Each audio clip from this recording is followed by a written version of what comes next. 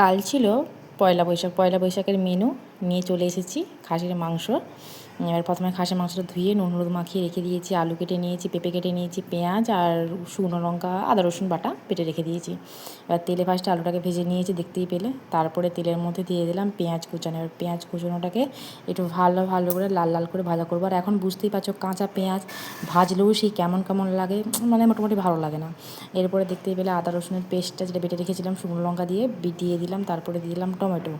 আর একটা বাটিতে রেখেছিলাম একটু জিরে গুঁড়ো আর একটু হলুদ গুঁড়ো। লঙ্কা গুঁড়োটা দেবো না, কারণ যেহেতু বাটা লঙ্কা দিয়েছি তাই লঙ্কা গুঁড়োটা দেবো না।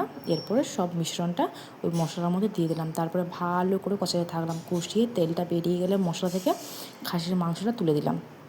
মাংসটা এবার একটু ভালো করে কষাবো, ঢাকা দিয়ে দিলাম। দেখতেই পাচ্ছ, ভালো করে কষাবো যতক্ষণ পর্যন্ত না ভালো করে একটুখানি জলটা বেরিয়ে জলটা না মরে যায়।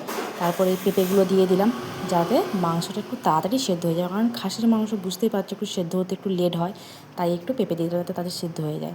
এরপরে দিয়ে দিলাম আলু, এবং আলু দিয়ে কষিয়ে প্রেসার কুকারে মাংসটা তুলে দিলাম। তারপরে সিটি দিয়ে নামিয়ে নিলাম।